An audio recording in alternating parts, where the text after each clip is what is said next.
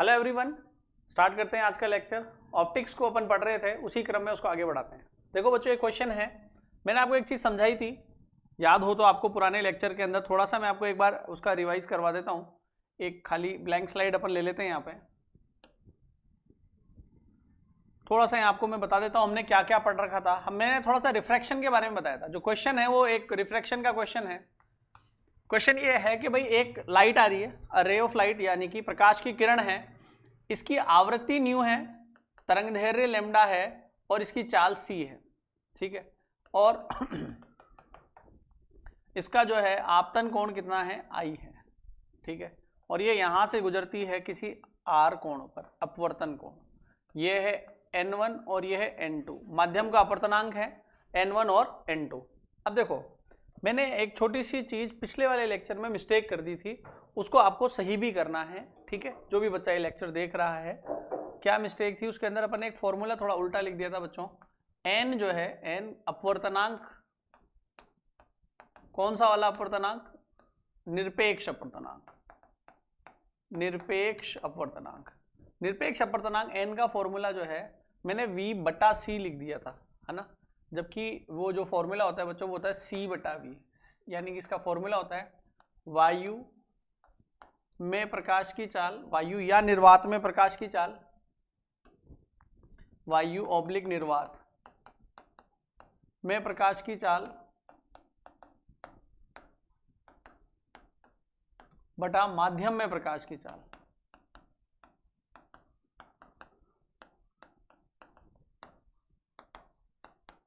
ये फॉर्मूला है, मैंने उसको उल्टा लिख दिया था, ये इसका एग्जैक्ट फॉर्मूला है। अब सुनो मेरी बात ध्यान से। अब क्वेश्चन क्या है, क्वेश्चन ये है कि भाई जो प्रकाश आ रहा है उसकी आपतित की आवृत्ति ये है, तरंगदैर्घ्य ये है और चाल ये है। जब ये किसी दूसरे माध्यम में जाता है, अगर मान लो कि यहाँ पर वायु है और वायु का अपवर्तनांक कितना होता है बच्चों, 1 होता है। और या कोई माध्यम है, पानी और कांच या कुछ भी, उसका अपवर्तनांक कितना है, n। तो जब प्रकाश किरण वायु से किसी माध्यम, किसी कांच या पानी में जाती है तो क्या होता है, उसकी आवृत्ति नहीं बदलती। ये आवृत्ति जो है जितनी पहले थी उतनी ही रहेगी। आवृत्ति जो है कांस्टेंट है, ये चेंज नहीं होती। प्रकाश किरण जब एक माध्यम से दूसरे माध्यम में जाती है तो उसकी आवृत्ति नहीं बदलती, ये बहुत ध्यान रखना। आवृत्ति जो है वो किसी स्रोत की होती है, जो जहां से लाइट आ रही है ना, आपके माध्यम बल के बदल जाने से इस आवृत्ति पे कोई प्रभाव नहीं पड़ेगा। इसलिए नहीं प्रभाव पड़ता क्योंकि आवृत्ति स्रोत की होती है, जहां से लाइट उत्पन्न हो रही है उसकी आवृत्ति होती है। तो जहां से लाइट आ रही है वो तो फिक्स है, वो तो सूरज से लाइट आ रही है, तो जब तक सूरज को चेंज नहीं करोगे, लाइट का सोर्स चेंज नहीं करोगे, तब तक आवृत्ति चेंज नहीं होती है। लेकिन तरंगदैर्घ्य चेंज हो जाती है जब दूसरे माध्यम में जाएगी, तो तरंगदैर्घ्य चेंज हो जाएगी, लैम्डा की जगह लैम्डा डैश हो जाएगा। और इस लैम्डा डैश का मान कितना होगा, λ/n हो जाता है। तरंगदैर्घ्य का मान लैम्डा डैश बराबर λ/n हो जाता है। जब लाइट एक माध्यम से दूसरे माध्यम में जाती है तो तरंगदैर्घ्य घट जाती है। घट गई भाई, पहले लैम्डा थी, जैसे मान लो लैम्डा का मान 5 था और अपवर्तनांक नीचे n है, n का मान 1 से ज्यादा ही होता है। तो 5, पहले 5 थी, अब 5 बटा कुछ आ गया, कुछ यानी कि 1.22, 1.33 जो भी आया, तो भाग लगेगा तो संख्या जो है 5 से कम ही आएगी। तो ये तरंगदैर्घ्य घट गई। तो क्या क्या बात याद रखी हमने, आवृत्ति नहीं बदली, तरंगदैर्घ्य घट गई। और चाल का मान कितना हो गया, ये है माध्यम में चाल। तो माध्यम में जो चाल होगी v, उसका मान किसके बराबर हो जाएगा, c/n के बराबर हो जाएगा। किसके बराबर हो जाएगा बच्चों, c/n के। तो ये चाल भी घट जाती है। तो अपने को क्या याद रखना है, जब प्रकाश किरण एक माध्यम से दूसरे माध्यम में जाती है तो उसकी क्या चेंज हो जाती है, उसकी आवृत्ति तो वही रहती है, तरंगदैर्घ्य घट जाती है और उसकी चाल घट जाती है। इसके अलावा एक बात अपन ने और यहां देखी कि जो तरंगदैर्घ्य है वो अपवर्तनांक के व्युत्क्रमानुपाती है। तरंगदैर्घ्य व्युत्क्रमानुपाती है किसके, अपवर्तनांक के। और जो चाल है वो भी अपवर्तनांक के व्युत्क्रमानुपाती है। चाल जो है वो भी अपवर्तनांक के व्युत्क्रमानुपाती है। तो अपन ये लिख सकते हैं क्या, ये इसके, तो ये दोनों आपस में क्या हो गए, समानुपाती हो गए। लैम्डा समानुपाती किसके हो गया, v के, ठीक है। तो अपन यहां से एक संबंध बना सकते हैं। कैसा संबंध सर, जैसे λ1/λ2, भाई एक माध्यम की दूसरे माध्यम की, λ1/λ2 बराबर किसके, λ1, ये दोनों समानुपाती है तो λ1/λ2, तो 1 समानुपाती में क्या होता है, 1 के सामने 1 आएगा, तो v1/v2 बराबर, अब ये उल्टा अनुपाती है तो 1 के सामने, भाई उल्टा है ना दोनों, तो 1 के सामने 2 आएगा, तो n2/n1। और हमने पढ़ा था स्नेल का नियम क्या था, sin i/sin r किसके बराबर होता है बच्चों, N2/N1, जिसे अपन ने क्या कहा था, N21 कहा था। क्या कहा था बच्चों, N21।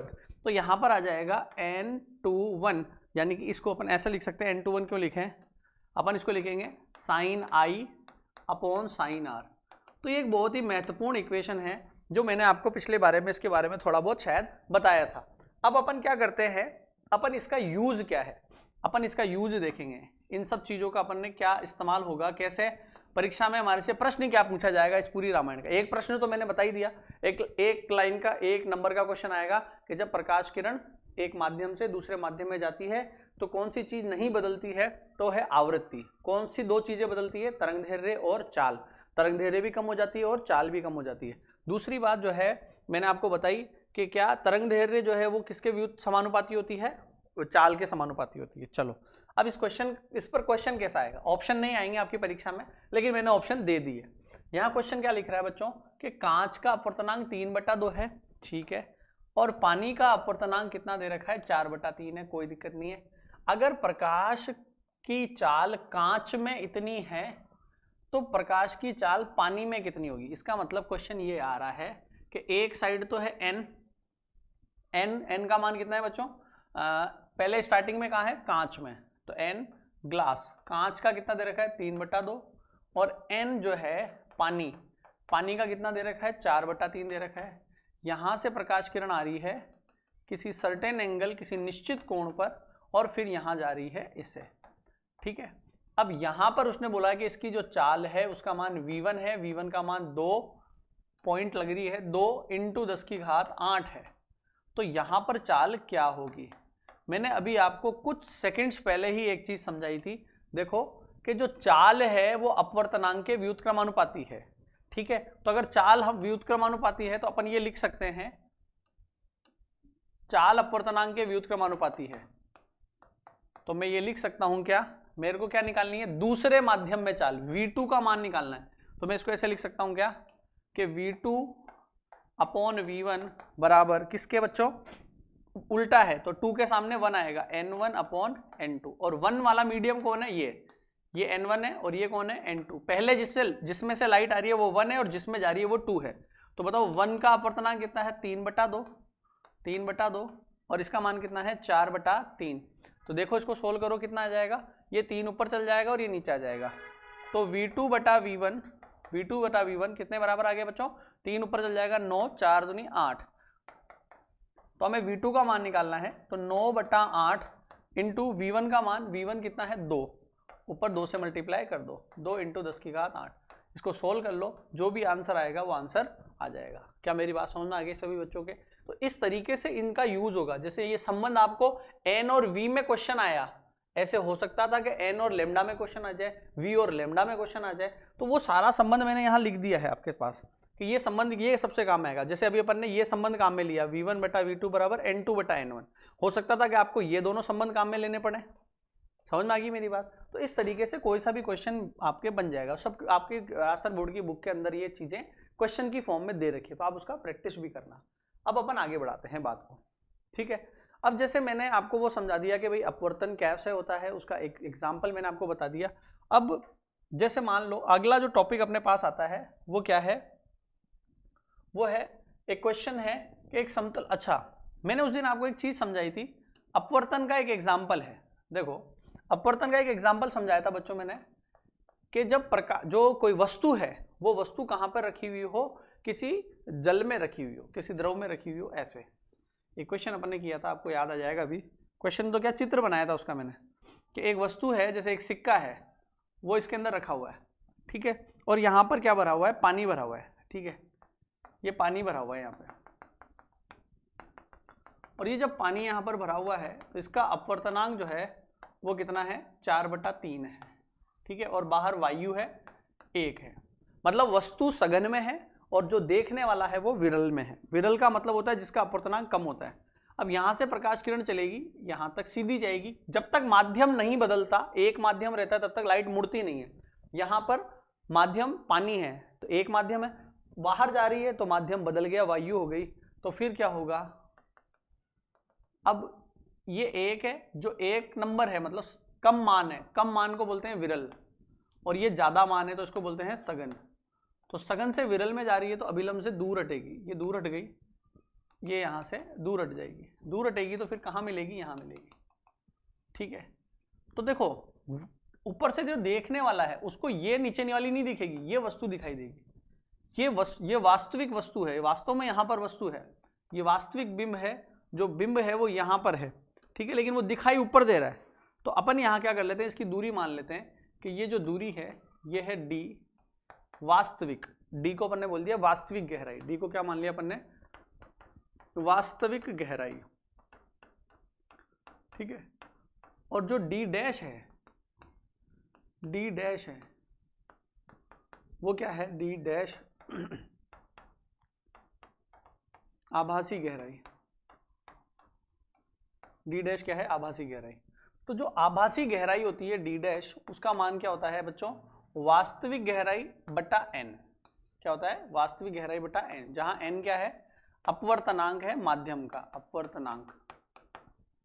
ठीक है, रिफ्रैक्टिव इंडेक्स। अब जैसे सर हमारे से क्वेश्चन कैसा पूछा जाएगा, एक क्वेश्चन ऐसा पूछ सकते हैं एग्जाम्पल जैसे कि अगर कोई वस्तु जो है वो कैसे रखी हुई हो, जैसे मान लो ये क्वेश्चन आया आपसे कि एक वस्तु, एक सिक्का है, वस्तु है, वो किसी बीकर में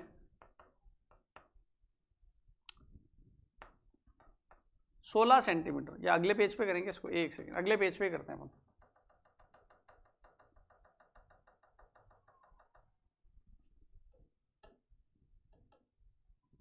अगले पेज पे करते हैं इसको, क्वेश्चन को अगले पेज पे करते हैं।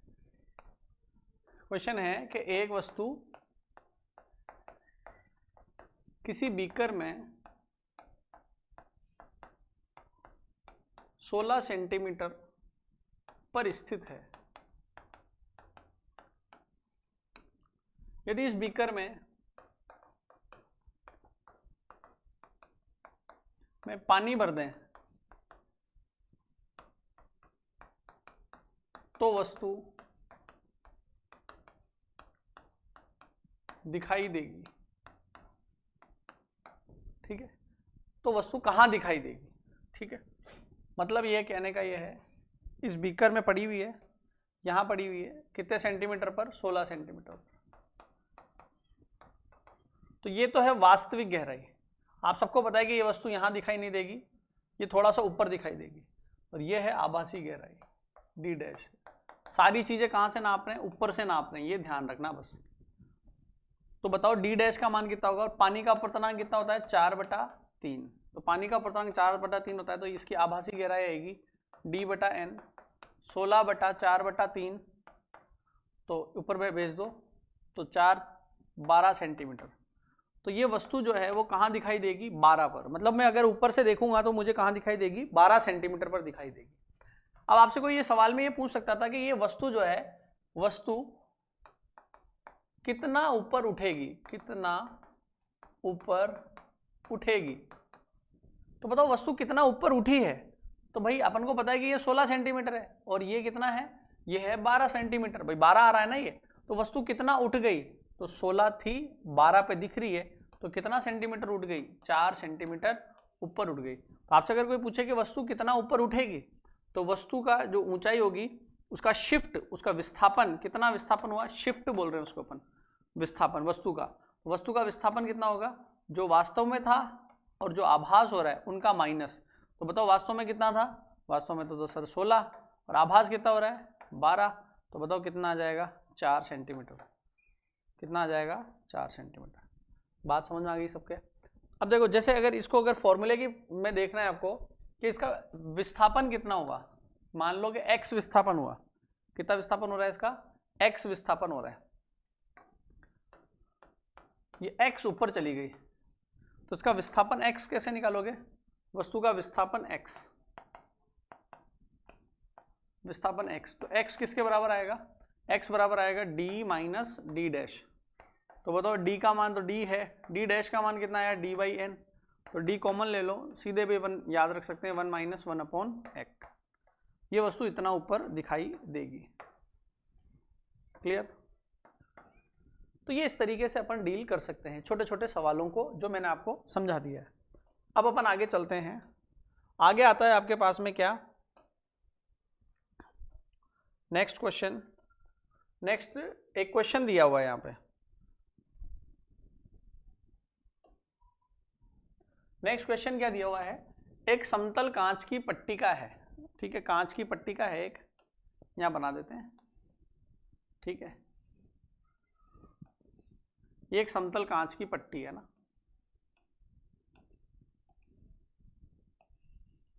ठीक है, ये कांच की पट्टी है। अब क्या कह रहा है कि कांच की पट्टी है, पट्टी का बहुत सारे रंगीन अक्षरों के ऊपर रखी, नीचे बहुत सारे रंग बने हुए हैं इसमें ना, यहां पर जो है रंग बने हुए बहुत सारे अलग अलग, नीला, पीला, लाल, ऐसे बहुत सारे कलर हैं।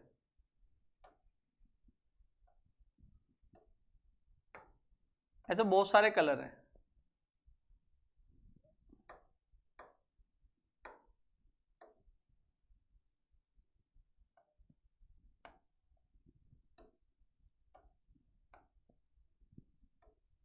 अब देखो, अब अपन जब ऊपर से देखेंगे, यहां से अपन देखेंगे, तो ये कह रहा है कि कौन सा अक्षर सबसे कम उठा हुआ दिखेगा। भाई हमने भी ये सीखा है कि जो चीज होती है ना वो थोड़ी सी ऊपर उठ जाती है ना, यही तो सीखा है अपन ने कि भाई अभी देखो, आपने देखा पीछे वाले इसमें क्या, कि जो 16 पर थी तो ऊपर से देखने पर वो चीज कहां पर दिखी है, 12 पर, मतलब ऊपर दिखती है। चाहे पानी में देखो चाहे कांच में देखो, तो कांच में वो चीज कितना ऊपर हमें उठी हुई दिखाई देगी, ये चीज कितनी, तो ये इनकी वास्तविक है, ये जो है ये इनका वास्तव में इतना ऊपर है, ये डी, ये वास्तविक है। अब बताओ आभासी कितना होता है, तो सर आप भी बताया आपने कि आभासी जो होता है वो वास्तविक बटा एन है। अब वास्तविक तो सबके लिए सेम है, ये भी डी है, ये भी डी है, ये भी डी है, ये भी डी है, तो मतलब जो आभासी गहराई है वो किसका उल्टा है, एन का, मतलब जिसका एन ज्यादा होगा उसका डी कम आएगा। डी कम आने का मतलब क्या है, डी ये होता है डी, ये तो है डी, और ये होता है डी डैश, ऊपर से कितना नीचे दिखेगा, दैट इज डी डैश। यहां चीज है और यहां दिख रही है तो ये डी डैश है। तो मैं कह रहा हूं जिसका नीचे वाला पद बड़ा होगा तो ये डी डैश क्या होगा, कम, इसका कम आने का मतलब ये चीज किधर आएगी, ऊपर, ठीक है। तो इसने ये बोला कि कौन सा अक्षर सबसे कम उठा हुआ होगा, तो जो कम उठा हुआ मतलब जो नीचे दिखेगा, मतलब कम उठा हुआ, समझ में आ गई मेरी बात, कम उठा हुआ मतलब ये जो डी डैश, जिसका डी डैश ज्यादा होगा वो जमीन के ज्यादा पास होगा, मतलब वो कम उठा हुआ है। अब सर इसका कैसे पता चलेगा, तो हमें अगर ये पता चल जाए कि किसका एन ज्यादा होता है, तो जिसका एन सबसे ज्यादा होगा उसका डी डैश सबसे कम आएगा, ठीक है, और जिसका डी डैश कम आएगा, डी डैश कम आना मतलब वो सबसे ऊपर दिखेगा। तो भाई हमें एक बात मैंने आपको बताई थी पिछले लेक्चर में, विबग्योर, कि इस इधर से इधर जाने पर जो तरंग दैर्घ्य है उसका मान बढ़ता है, और तरंग दैर्घ्य और अपवर्तनांक उल्टे होते हैं, अगर तरंग दैर्घ्य बढ़ता है तो अपवर्तनांक घटता है। बताओ बैंगनी और लाल में से किसका तरंग दैर्घ्य ज्यादा है, इधर जा रहे हैं तो तरंग दैर्घ्य बढ़ता है, तो लाल रंग का तरंग दैर्घ्य ज्यादा होगा किससे, बैंगनी रंग से, पहली बात। दूसरी बात अपवर्तनांक की करें तो मैंने कहा तरंग दैर्घ्य ज्यादा तो अपवर्तनांक कम, उल्टे होते हैं ये दोनों, तो बैंगनी रंग का अपवर्तनांक ज्यादा है लाल रंग से, तो जिसका अपवर्तनांक ज्यादा होगा उसका डी डैश कम आएगा, और जिसका डी डैश कम होगा वो तो सबसे ऊपर दिखेगा। तो बताओ डी डैश, एन सबसे ज्यादा किसका, बैंगनी का, एन ज्यादा तो ये सबसे ऊपर दिखेगा, इसका डी डैश कम आएगा, इसका डी डैश कम आएगा, इतना ही आएगा, ये सबसे ऊपर दिखेगा, कौन सा रंग, बैंगनी रंग, तो बैंगनी आपको यहां दिखाई देगा। लेकिन अगर बात करें लाल रंग की, तो बताओ लाल रंग का अपवर्तनांक कम है, और जिसका एन कम होगा उसका ये ज्यादा आएगा, ये मान ज्यादा होगा, तो ये मान अगर ज्यादा होगा तो ये यहां दिखाई देगा आपको ऊपर से, ये डी डैश आएगा। तो बताओ सबसे कम उठा हुआ, भाई कलर ऐसे दिखाई देंगे आपको, ऐसे इस क्रम में ऐसे तिरछे दिखाई देंगे, यहां पर नीला दिख रहा है, पीला कहां दिखेगा आपको, पीला यहां कहीं दिखेगा, हरा कहां दिखेगा आपको, हरा यहां कहीं दिखेगा, तो सबसे कम उठा हुआ कौन है, लाल, तो आंसर क्या होगा, लाल। अरे समझ में आ गई, सबसे बहुत अच्छा क्वेश्चन था, ठीक है, ये केवल एक आपका कॉन्सेप्ट क्लियर करने के हिसाब से मैं ये मल्टीपल चॉइस सिखा रहा हूँ कि भाई थोड़ा बहुत आपको इसकी भी जानकारी होती रहे। ठीक है, आगे बढ़ते हैं। अगला टॉपिक आता है पूर्ण आंतरिक परावर्तन। ठीक है, इसको शॉर्ट में अपन क्या बोला करेंगे, TIR। ये आपने 10th क्लास में भी पढ़ा था। TIR या पूर्ण आंतरिक परावर्तन क्या होता है कि जब प्रकाश किरण अच्छा, पहले एक इससे भी एक इंपॉर्टेंट बात आपको बता दूं कि पूर्ण आंतरिक परावर्तन की शर्त क्या है। पूर्ण आंतरिक परावर्तन केवल 2 शर्त होंगी की अनुपालना होगी तो ही होगा। कौन सी 2 शर्तें? कि प्रकाश जो है वो सघन से विरल में जाना चाहिए, नंबर 1। प्रकाश किरण सघन से कहाँ जाना चाहिए, विरल में जाना चाहिए। और नंबर 2, प्रकाश किरण जो है उसका आपतन कोण क्रांतिक कोण से ज्यादा होना चाहिए। तो 2 शर्तें हैं, वो दोनों मैंने यहाँ लिख कर दे रखी है। TIR की शर्त कि प्रकाश किरण सघन माध्यम से कौन से माध्यम में जानी चाहिए, विरल में, तो ही प्रकाश ये क्या होगा, TIR होगा। पहली चीज तो क्योंकि पूर्णांतरिक परावर्तन में क्या होता है कि प्रकाश किरण टकराकर वापस उसी माध्यम में लौट आती है, तो इस ऐसा तभी संभव है जब प्रकाश किरण सघन से विरल में जाए, पहली बात तो। दूसरी बात, उसका जो भी आपतन कोण है I, उस आपतन कोण का मान किसी क्रांतिक कोण से क्या होना चाहिए, ज्यादा। क्रांतिक एक विशेष कोण है, उससे ज्यादा होना चाहिए। अभी क्रांतिक कोण क्या होता है उसको अभी अपन थोड़ा सा और चित्र से समझेंगे। एक बार छोटी छोटी बातें अपन दिमाग में आपके इकट्ठी करते हैं। अब क्या हो रहा है कि जब कोई प्रकाश किरण कहां से कहां जाएगी, सघन से विरल माध्यम में जाती है, तो वो अभिलंब से दूर हट जाती है। हम सबको पता है कि जब सघन से विरल में जाएगी तो अभिलंब से दूर हटती है, तो दूर हट जाती है। और यदि सघन माध्यम में आपतन कोण को बढ़ाया जाए तो विरल माध्यम में अपवर्तन कोण का मान भी बढ़ता जाता है। तो आपतन कोण का एक निश्चित मान जिस पर अपवर्तन कोण का मान 90 डिग्री हो जाता है, उसी को अपन कौन सा कोण कहते हैं, क्रांतिक कोण कहते हैं। अब इस चीज को मैं एक चित्र से आपको समझाता हूं, देखो ध्यान से। जैसे मान लो ये कोई सतह है, इस सतह के ऊपर तो है वायु और नीचे है पानी, मान लो, ठीक है। अब पानी का अपवर्तनांक कितना होता है, इसका अपवर्तनांक तो होता है 4/3, मतलब 1.33, ठीक है। और इसका अपवर्तनांक कितना होता है, इसका अपवर्तनांक होता है बच्चों n2 = 1 वायु का। तो ये तो हो गया ज्यादा और ये हो गया कम। अपवर्तनांक का ज्यादा होना मतलब सघन, और ये कैसा हो गया, विरल। ये हो गया, एक तो हो गया सघन और एक क्या हो गया, विरल। अब क्या होता है कि जो प्रकाश किरण है, वो प्रकाश किरण का क्या होता है कि वो सघन से विरल में जा रही है। चलो स्टार्ट करते हैं। मैंने क्या करा, एक प्रकाश किरण ली सीधी, ये सीधी निकल गई, ठीक है, इसका तो कोई दिक्कत नहीं है। अब दूसरी किरण ली जिसका आपतन I पर हो रहा है, और ये जो आपतन कोण है वो अभी क्रांतिक कोण के बराबर नहीं हुआ है। क्रांतिक कोण को मैं IC से लिख रहा हूं, IC से लिखो, θC से लिखो, किसी से भी लिखो, एक ही बात है। आपतन कोण क्रांतिक कोण से क्या है, कम है, ठीक है। तो जब अगर आपतन कोण क्रांतिक कोण से कम होता है तो फिर क्या होता है, अपवर्तन होगा, नॉर्मल। अपवर्तन में क्या होता है, प्रकाश किरण आई दूसरे माध्यम में जाएगी, सघन से विरल में जा रही है तो अभिलंब से दूर हट जाएगी, थोड़ी दूर हट जाएगी, अभिलंब से दूर। इसको ऐसे जाना चाहिए था पर ये दूर हट गई, ठीक है, ठीक है। दूसरे नंबर की किरण अपन ने ली तीसरे नंबर की। तीसरे नंबर की किरण को क्या हुआ, ये मैंने ली यहाँ पर, और इस बार इसका जो आपतन है वो किस पर होना चाहिए, क्रांतिक कोण पर हो गया। मान लो जैसे इसका क्रांतिक कोण 42 डिग्री था, तो मैंने 42 डिग्री पर प्रकाश किरण गिरा दी। अब देखो मैं इसलिए बोल रहा था कि सघन से विरल, शर्त थी मेरी सघन से विरल में जाना, क्योंकि सघन से विरल में जाएगी तभी अभिलंब से हटेगी, और फिर इस मान को बढ़ाते जाओ, इस मान को बढ़ाते जाओगे तो ये हटती जाएगी, हटते हटते हटते हटते हटते और इधर मुड़ने लग जाएगी। अब ये जो विशेष कोण आया है तुम्हारा क्रांतिक कोण, इस क्रांतिक कोण पर क्या होगा, आपने ये प्रकाश किरण क्रांतिक कोण पर गिरा दी, तो इस क्रांतिक कोण पर क्या होगा कि प्रकाश किरण ऐसे मुड़ जाएगी, ठीक है, ये ऐसे मुड़ने लग जाएगी, और इसका ये होता है अपवर्तन कोण R। तो इस अपवर्तन कोण का मान कितना डिग्री हो गया, 90 डिग्री हो गया। अब अभी पूर्णांतरिक परावर्तन नहीं हुआ, ये पूर्णांतरिक परावर्तन नहीं है, ये तो अभी वापस लौट कर आई नहीं ना। तो पूर्णांतरिक परावर्तन में क्या होगा कि अगर कोई प्रकाश किरण ऐसे आएगी, ठीक है, और ऐसे आने के बाद में अगर इसका जो आपतन है अगर वो क्रांतिक से भी ज्यादा पे हो जाए, आपतन कोण का मान क्रांतिक से भी ज्यादा हो जाए, अब पूर्णांतरिक परावर्तन होगा। तो देखो जो लाइट पहले उधर जा रही थी वो वापस उसी माध्यम में लौट के आ गई। इस घटना को अपन क्या कहते हैं, पूर्णांतरिक परावर्तन कहते हैं। ये जो लाइट है इसका TIR हो गया, इसको कहते हैं TIR, पूर्ण आंतरिक परावर्तन। ठीक है, तो ये घटना पूर्ण आंतरिक परावर्तन कहलाती है। उसकी शर्त यह है कि सघन से विरल में जानी चाहिए और जो आपतन कोण है वो क्रांतिक कोण से ज्यादा होना चाहिए। ठीक है, अब यहाँ पर एक फॉर्मूला अपन डेराइव कर सकते हैं। क्या एक फॉर्मूला आता है यहाँ, क्रांतिक कोण का सूत्र। तो क्रांतिक कोण कौन सा वाला, ये वाला। तो इस किरण नंबर 2 के लिए, इसको किरण नंबर 1 2 3, तो मैं लिख सकता हूं क्रांतिक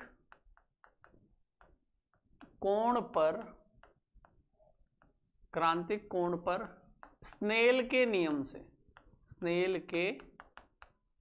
से,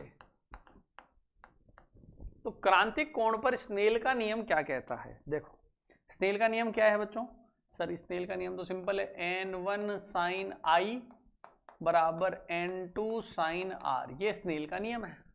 तो बताओ n1 कितना है, n1 को n मान लेते हैं, माना ये अरे कोई संख्या आएगी ना, जैसे मैंने पानी का एग्जांपल दिया वैसे कोई संख्या आएगी n, तो n1 का मान है n। n1 वो होता है जहां से लाइट आती है। sin I, आपतन का मान कितना है, IC के बराबर है, तो sin IC। n2 दूसरा माध्यम, अभी मैंने वायु ले रखी है तो 1 ले लो, sin R। ठीक है, तो बताओ sin IC का मान यानी क्रांतिक कोण का मान कितना गया। अच्छा sin R कितना होता है बच्चों, देखो R का मान कितना डिग्री हो गया, 90 डिग्री हो गया। अरे R का मान कितना हो गया, 90, ये 90 हो गया। जब IC हो जाता है ना तो ये R का मान कितना हो जाता है, 90 हो जाता है। तो यहाँ लिखेंगे अपन sin 90 कितना हो गया, 1, तो ये तो पूरा 1 हो गया। तो यहाँ से किसका मान, IC का मान या sin IC का मान आ गया 1/n। तो IC बराबर कितना आ गया, sin इनवर्स 1/n। क्लियर हो गई बात। तो ये आपने किसका कोण निकाल लिया, कौन सा कोण निकाल लिया, क्रांतिक कोण। अगर आपसे कोई भी पूछे कि भाई क्रांतिक कोण का फॉर्मूला क्या है, तो क्रांतिक कोण यानी कि IC का मान होता है sin इनवर्स 1/n, ये होता है तुम्हारे क्रांतिक कोण। क्लियर। तो ये क्रांतिक कोण होता है जिसका सूत्र अपन ने पढ़ा, ये किसके व्युत्क्रमानुपाती है, n के। अब देखो अगला टॉपिक अपना क्या है, क्रांतिक कोण की निर्भरता, मतलब क्रांतिक कोण को प्रभावित करने वाले कारक। कौन से ऐसे कारक हैं जो क्रांतिक कोण को प्रभावित करते हैं, अपन उसकी चर्चा करते हैं। तो क्रांतिक कोण को प्रभावित करने वाले कारक, तो पहला कारक भाई क्रांतिक कोण का सूत्र है। अभी आपने देखा क्रांतिक कोण sin IC, इसका मान कितना आया, 1/n आया बच्चों। तो पहला कारक तो यहीं दिख गया मुझे, सबसे पहला कारक तो मुझे दिख गया, क्या, अपवर्तनांक, मतलब अपवर्तनांक पर निर्भर करेगा, अपवर्तनांक n। कैसे निर्भर करेगा कि अगर इसको बढ़ाएंगे sin n का मान बढ़ाओ, इसको बढ़ाओगे तो ये क्या होगा, घटेगा। तो अपवर्तनांक बढ़ाएंगे। देखो अब देखो बच्चों ऑनलाइन में देखो एकदम प्रॉपर नोट्स तो नहीं बन सकते है ना, एक तो जो हम ऑफलाइन में क्लास में बोलकर लिखाएंगे वैसा तो नहीं हो सकता, लेकिन एक ठीक है आपकी स्टडी सुचारू रूप से चलती रहे, तो इस वजह से अपन ये क्लासेस वगैरह डाल रहे हैं, थोड़ा थोड़ा आपको समझ में आता है। तो नोट्स का उतना ज़्यादा टेंशन मत लेना, वो ऑफलाइन में बनवा दिए जाएंगे। n अपवर्तनांक बढ़ेगा, ये बढ़ेगा, तो IC का मान क्या होगा, घटेगा, IC का मान घटेगा। तो अगर आपसे कोई पूछे कि बताओ लाल रंग और बैंगनी रंग में से किसका क्रांतिक कोण, लाल रंग और बैंगनी रंग में से किसका क्रांतिक कोण ज्यादा होता है और किसका कम होता है, अगर ऐसा सवाल पूछ ले तो क्या करोगे। तो हम सब जानते हैं कि विबग्योर, तो इधर से जब इधर जाते हैं तो मैंने अभी आपको थोड़ी देर पहले बताया कि लैम्डा बढ़ेगा, तरंग दैर्घ्य बढ़ती है। बैंगनी और लाल रंग में से किसकी तरंग दैर्घ्य ज्यादा होती है, लाल रंग की तरंग दैर्घ्य ज्यादा होती है। तो पहली बात तो हमने ये समझी कि लाल रंग की तरंग दैर्घ्य ज्यादा होती है बैंगनी रंग से। जिसकी तरंग दैर्घ्य ज्यादा होती है उसका अपवर्तनांक कम होता है, जिसकी तरंग दैर्घ्य ज्यादा होती है उसका अपवर्तनांक कम होता है, तो लाल रंग का अपवर्तनांक कम होगा। दूसरी बात, और जिसका अपवर्तनांक कम होगा, जिसका अपवर्तनांक, देखो उल्टे हैं ये दोनों, जिसका अपवर्तनांक कम होगा उसका IC ज्यादा होगा, ठीक है ना। अपन ने यहाँ समझ गया ना मेरी बात। अरे भाई अगर ये कम होगा तो ये ज्यादा होगा, दोनों उल्टे हैं, बात कुछ ही कह लो। अगर ये जो n है उस n का मान कैसा है, n का मान है कम, तो IC का मान क्या होगा, ज्यादा। तो लाल रंग का N कम है तो IC कौन से कलर का, लाल कलर का, ज्यादा होगा IC कौन से कलर के, बैंगनी कलर के। मतलब कहने का क्या मतलब है, क्या समझे इससे, हम ये समझे अर्थात बैंगनी रंग का अपवर्तनांक, बैंगनी रंग का अपवर्तनांक ज्यादा होता है, इसलिए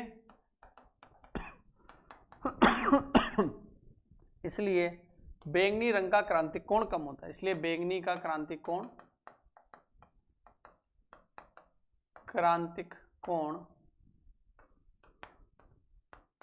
कम होता है। समझ में आ गई बात। तो ये अपवर्तनांक पर निर्भरता। अच्छा, दूसरी निर्भरता की अगर बात करें कि दूसरा किस पर डिपेंड कर रहा है, दूसरा एक हो गया बच्चों ताप। सबसे मोटा फैक्टर जो है वो है ताप। देखो अगर हम ताप को बढ़ाएं तो ताप बढ़ाने पर ये अपवर्तनांक जो है ना वो घट जाता है। और अभी मैंने बताया कि अगर अपवर्तनांक घटेगा तो IC का मान बढ़ेगा। जैसे जैसे गर्मी बढ़ेगी वैसे वैसे N घटता है।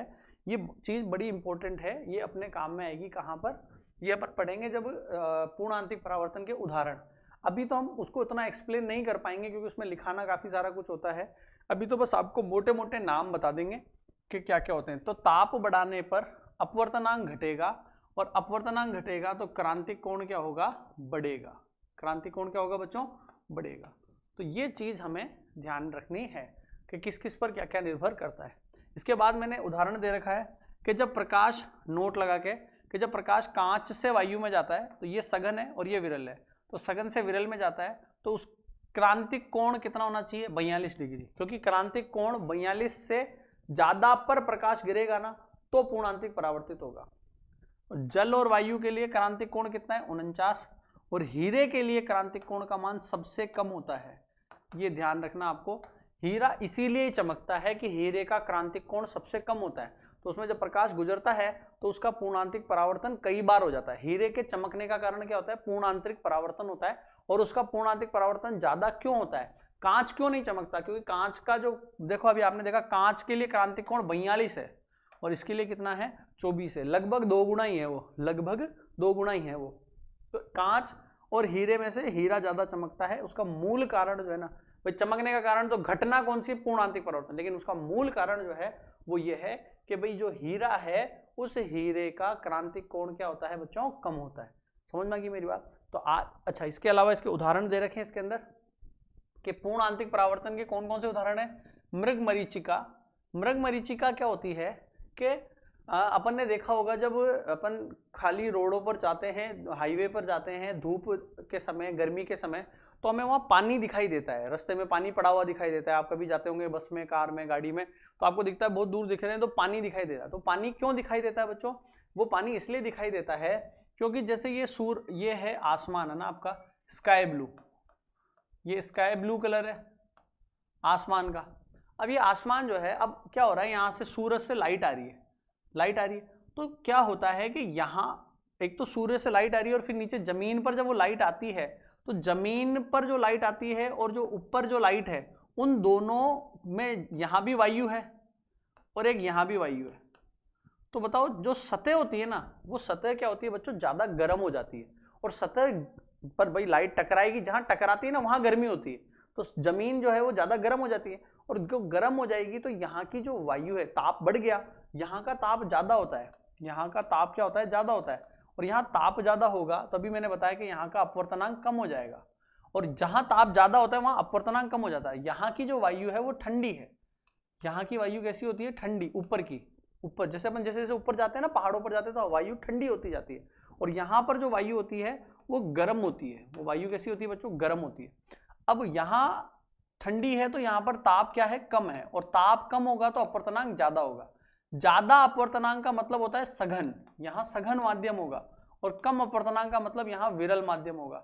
तो जब प्रकाश किरण सघन से विरल में आती है तो जो आसमान का नीला रंग है वो लाइट ऐसे आती है और ऐसे मुड़ जाती है, ऐसे आती है और मुड़ जाती है, तो उसका जो नीले रंग का प्रतिबिंब है वो जमीन पर दिखाई देता है, तो हमें ऐसा लगता है कि वहां पानी पड़ा हुआ है। वो पानी वास्तव में आसमान के नीले रंग की प्रतिबिंब है, उसकी प्रतिछाया है। समझ में आ गई मेरी बात? तो ये उसका कॉन्सेप्ट ये है, दैट इज मरीचिका। क्लियर हो गई बात? तो अब इसको प्रॉपर तरीके से लिखवा तो हम तब सकते हैं जब अपन इसकी क्या हो, आपकी ऑफलाइन में होता है ना। तो क्या बोलते हैं बच्चों, इसको अपन को ध्यान रखना है, आपकी बुक में आप रीडिंग लगाना, आपको मिल जाएगा ये चीज जो मैंने अभी समझाई है। इसके बाद है हीरे का चमकना। हीरे का चमकना भी पूर्ण आंतरिक परावर्तन का उदाहरण है। हीरे में क्या होता है कि इस जब प्रकाश किरण अंदर एंटर करती है, जैसे मान लो कि हीरे की कटिंग इतनी इंपॉर्टेंट की होती है कि हीरे को ऐसे काटा जाता है कि उसके अंदर जब लाइट गिरे तो उसका आपतन क्या हो, 24 डिग्री से ज्यादा पर हो। तो यहाँ अंदर तो आ जाए, एक बार तो अंदर आ जाए, ये अंदर आ गई, ये लाइट अंदर आ गई। अंदर आने के बाद में क्या होता है, जहां भी वो गिरे तो उसका आपतन 24 डिग्री से ज्यादा पर हो, तो उससे क्या होगा, पूर्ण आंतरिक परावर्तित। हर जगह 24 डिग्री से ज्यादा तो टकराएगी, टकरा के अंदर ही लाइट रहेगी, वो लाइट ऐसे अंदर ही अंदर घूमती रहेगी, तो लाइट के अंदर अंदर घूमने से उसमें चमक पैदा हो जाएगी। तो ये हीरे का चमकना होता है। उसके बाद प्रकाशिक तंतु, ये एक स्ट्रक्चर होती है, एक संरचना होती है। प्रकाशिक तंतु एक पतली बाल जैसी संरचना होती है, इसके अंदर भी पूर्णांतिक परावर्तन की घटना होती है। इसका उपयोग जो है आजकल संदेशों को एक जगह से दूसरी जगह भेजने में किया जाता है। ठीक है, तो इसको भी ध्यान रखना। ये 3 उदाहरण जो है वो पूर्णांतरिक परावर्तन के। तो आज अपन ने जो घटना पढ़ी, अपवर्तन, उसका यूज क्या था, उसके क्वेश्चन कैसे परीक्षा में आएंगे, और दूसरे नंबर पर पूर्णांतरिक परावर्तन क्या होता है और उस पूर्णांतरिक परावर्तन के उदाहरण क्या है। ठीक है, तो कल अपन नए लेक्चर के साथ में आते हैं जिसके अंदर हम आपको बताएंगे गोलीय सतह से अपवर्तन। कि जो गोलीय सतह, अभी तो जो अपवर्तन हुआ वो सीधी सतह ले रखी थी अपन ने, ये टाइट आ रही थी, टकरा के अपवर्तन हो रहा था, तो सतह समतल थी। अब अपन पढ़ेंगे कौन सी सतह, गोलीय सतह से अपवर्तन। ठीक है, अब इसको लेकर ज्यादा टेंशन मत लेना कि इसको कहाँ से लिखें, क्या लिखें, आप इसकी रीडिंग लगाना कहाँ से, आपकी बुक में से। ठीक है, तो आज के लिए इतना ही, थैंक यू।